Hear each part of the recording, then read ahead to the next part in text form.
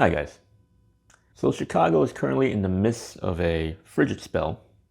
It is currently 20 degrees outside, Fahrenheit. And with wind chill, it's in the teens or single digits even.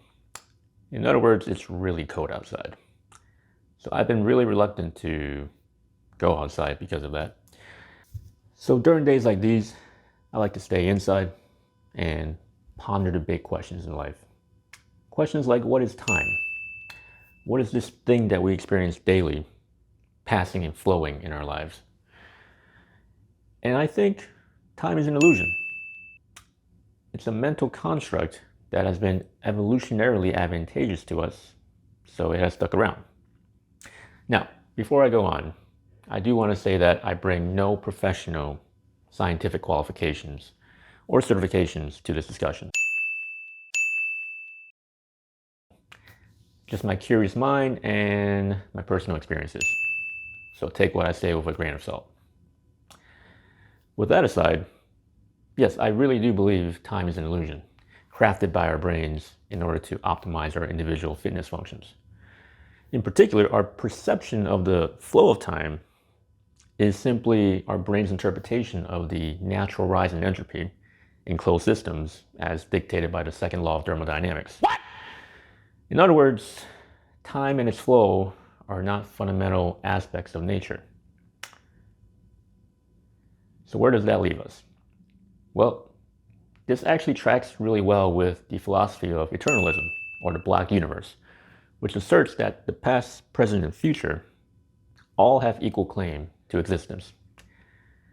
In other words, the past, present, and future simultaneously exist in this four-dimensional block, or loaf as I like to think about it, of space-time.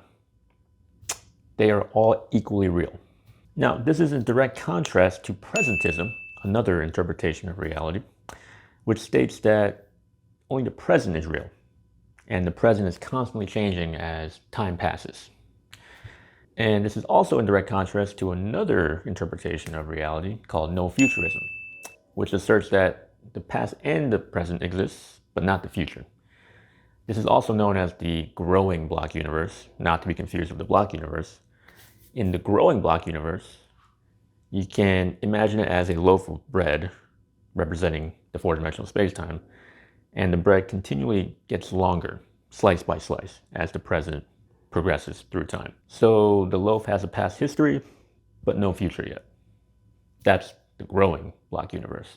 Now, my views most closely align with the idea of the block universe or eternalism, since it is compatible with my other belief that free will does not exist, or that it is an illusion, another mental construct of our brains that has been helpful in optimizing our fitness functions. But that doesn't mean I'm totally on board with the block universe. The problem I have with the block universe is that it still supposes the existence of particles in space-time as the fundamental substrate of our reality, which I don't think is the case at all. I think particles in space-time are actually just our brain's interpretation of a more fundamental reality underneath everything, if that makes sense. And what I think that thing is consciousness. I think consciousness and a relational network of conscious adaptive agents is the ultimate fundamental fabric of reality. So what does that mean then for the block universe, or how is everything all connected? I think we, as conscious adaptive agents, collectively perceive the universe into existence, but we are trapped in the block universe with our individual narratives, timelines, world tracks already determined. Now, of course, I don't have any evidence for this. This is pure speculation. This is just the result of my musings on a cold, wintry night in Chicago, because there are obvious, glaring problems with this framework. For one, who was the first conscious adaptive agent in this block universe? That's a loaded question. And is that even the right question to ask? Perhaps we're all just holograms projected from a lower dimensional membrane, as espoused by the holographic principle.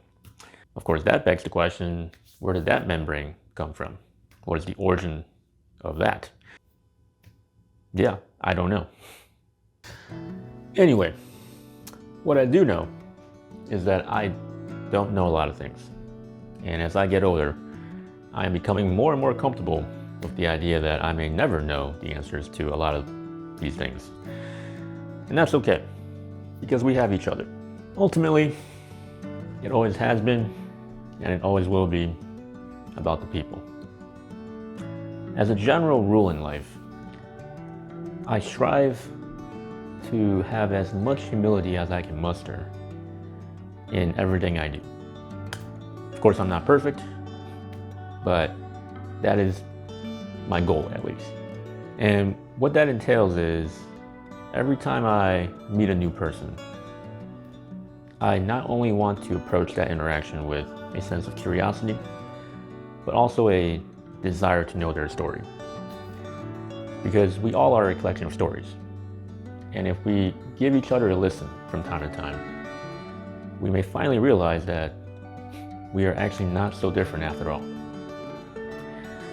So with that, I want to thank you for watching, and I hope that wherever you may be in our consensus reality, that you are well. As always, stay sharp out there.